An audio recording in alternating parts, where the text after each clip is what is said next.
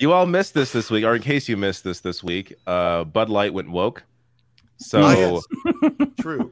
In response to that, there is a new beer in town, and I think we all need to check out their commercial. this is so good. Great pivot. Great pivot. So David, ridiculous. You're on point. You're on point. Well done. I'm on point, as I often am. This, what the hell? Where is it? Oh, we look cooler now. It looks like there's so many more of us. I know. It's the same amount. Wow, optical illusions. You're just like, oh, here we go. This is the problem. Here we go. So there's a new beer in town. Check out this amazingness. Oh no, not this shit. America's been drinking beer from a company that doesn't even know which restroom to use. Wasn't that the handicap restroom? I created conservative. Pause it. What's this guy doing coming out of the bathroom with that's my first question. I don't know what the hell is happening. What were you doing, buddy? Who else was in there with you? Under the stall. Nothing I want more. In case anyone cold brewski. In case anyone doesn't know what sparked this, this is so stupid. Dylan Mulvaney, who's like a trans activist, is a trans influencer, did one sponsored post with Bud Light, and apparently the right lost their mind and bought a bunch of Bud Light because we all know that hurts them, and destroyed the beer. Kid Rock shot up a bunch of beer. It's so Kid Rock. Oh, that's insane. fucking idiot. Oh my god. Oh, yeah, it's so out of this world insane. And at the same time, people like Marjorie Taylor Greene bought like Coors Light in response. Meanwhile, Coors Light has like 2 decades of being pro LGBT. Clear. Like my thing is, they get mad when we say you don't want trans people in existence, but they literally say that because what are you protesting if not the presence of a trans person is what you're protesting? Right, that's what they're against. Like they're not advocating. It's commercial for beer. They're trying to sell beer. They're not advocating for trans rights. I don't know who Dylan Mulvaney was if it wasn't for the right. If it wasn't for the right wing fucking griftosphere, I wouldn't know who Dylan Mulvaney was and how angry they are about her. And I don't know obsessed with her. Who is Dylan Mulvaney? Who is Dylan Mulvaney? So I'm trans and I don't even know who this person is. Right I didn't know who this person was. Yeah, that's her. It's Dylan Mulvaney. Yeah, she was basically I'm trans and I don't even know who this person is. She was before she transitioned. She was on Book of Mormon on Broadway. I don't know. And then she transitioned and became like a TikTok star.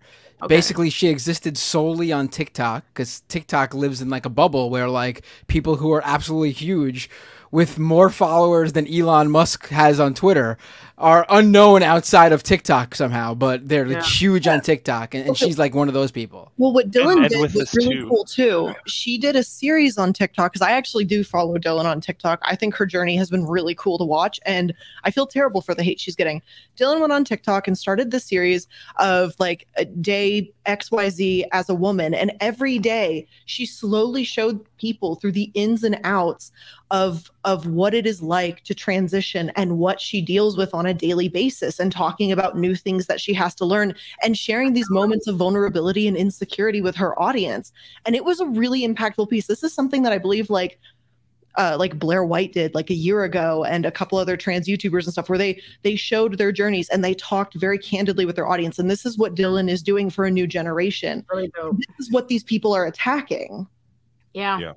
The worst part is they're not even attacking that. They're just attacking literally the existence of trans people because they're not even going that far into it. They just see a trans person and it's like, oh no, we can't stand for that. We can't. God forbid you normalize people seeing trans people just being about doing things like everybody else. Like, no, we won't have that. And I said Blair White. I think it was like Gigi Fabulous, maybe, is I think who did it instead, not Blair White. Either way, sorry about that. Yeah, I think that's right. But another ridiculous part about this is you pointed out she's like basically just a TikTok person. That paid Bud Light ad, it was just on her TikTok. It's not like it was on TV. These right-wingers are going out of their way to like go to her TikTok to download her videos to constantly post all this stuff. It's not even like it was a TV ad. It was just a TikTok like promoted video.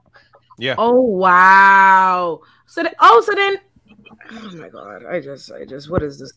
They made her famous basically, and now now people that are just capitalists are smart enough to know, hey, there's a right-wing audience that is super stupid, that we could sell this overpriced beer to them and frame it as this right-wing beer, and that's what they're doing here. Conservative dads, ultra right, 100% woke free beer.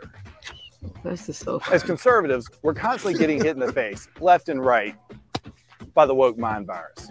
But the last place we want is so hard is in our beer. If you know Pause which it. bathroom to use, you know Pause it.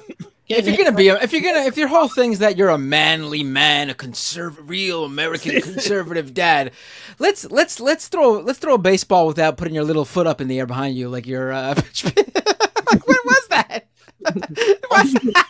Also, pitching it. You're supposed to be a masculine man, and this is the fucking problem you have in your life, where it's like, oh, this oppresses me. This is hard. Oh God, I have to use pronouns the same way I have my whole life. This, honestly, it's just amazing. He's saying things like precious. He's saying things like woke mind virus unironically. Like, this is just like how this could be a parody, but it's serious. It's what's amazing. Place we want it is in our beer. Oh my God. If you know which bathroom to use, you know what beer you should be drinking. Stop giving money to woke corporations that hate our values. Oh, fuck me. Woke corporations. Oh, yeah, brother. Love the woke corporations. To the rest of you woke corporations, stay the away from our kids. It's beer. Oh it should be away from your kids, jackass. It's beer. What are you talking about? Stay away from your kids. It's beer. What the fuck, bro? What? So another, and I'm sure it's going to be incredibly expensive. And just... Oh, I was actually just going to say that. So that's an amazing thing about this beer. You can buy six packs on their website for $35. Of course, of course, $35. I'm not even joking. That is the minimum price.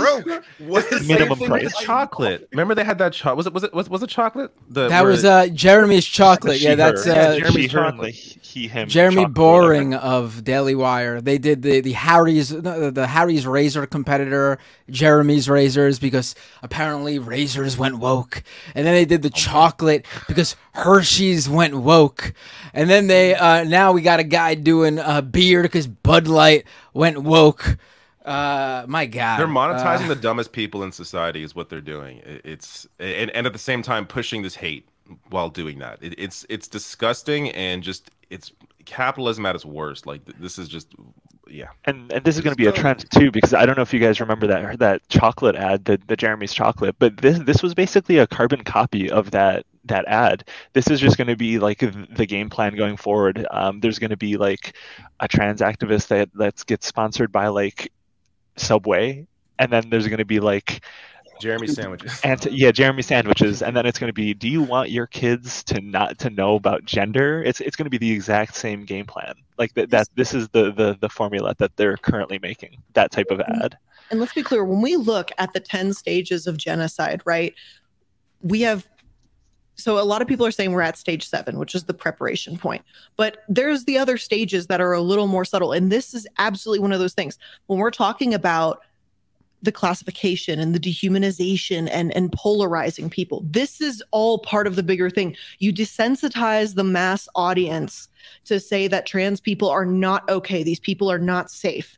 And like we talked about earlier, a lot of people just rely, or like what Olay was saying, a lot of people rely on experts to help them form their opinion because they do not have the time to do the research. So they're looking at this being thrown about everywhere on social media and goes, well, I don't know, maybe these people do have a point. And that's how you start to get this us versus them mentality. That's how this becomes normalized. And then suddenly it doesn't feel like hate anymore.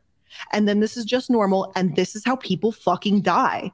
Like, how do you guys think in like Jim Crow era laws, how do you think black folks were getting lynched? Do you think it was because they all went to church together and they're like, hey, buddy, come on over, it's that time? No, that's not what happened at all. They were not seen as people. They were seen as less than. They were ripped apart from society. That how possibly could this human, just because of different skin color, is not the same as us whites? This is exactly what's happening again. And the problem with us as a society is if we do not learn from history, we will continue to repeat it over and fucking over again. We are simply changing the context, but it is the exact same fucking fight over and over again. Same logic and rhetoric that was used towards the gay community and gay men, and like just being repeated all over again. And now it's just like, oh, we're just going to rebrand this now for trans people. But this is essentially the exact same culture war. We're still targeting and trying to other this one group. But hey, we're like, it's not socially acceptable to do it the way it was. It's not in vogue, you know, the way it was before to go after the gays. So now we'll do the same shit for trans folk. The exact and same a lot of it is the same same playbook. arguments. It's a lot of the same arguments, a lot of the same like dog whistles, like talking about like the implications of pedophilia. I mean, that was one of the first issues. Yeah, groomers. I mean, in 2012, when I first started getting into politics, gay rights was one of the things that I was really focused on, because that was, I think, around the time when gay marriage was kind of actually coming into focus and seeming like a possibility. And the amount of Fox News hosts that I would see be like, "Oh, they're just groomers," but it's going to be slippery slope. There's going to be people marrying dogs. It's like this is the exact same culture war, like 10 years later. It's insane to watch. I will say, there's maybe hope still for Joe Rogan, because he's slammed by fans for defending Bud Light. Oh my God.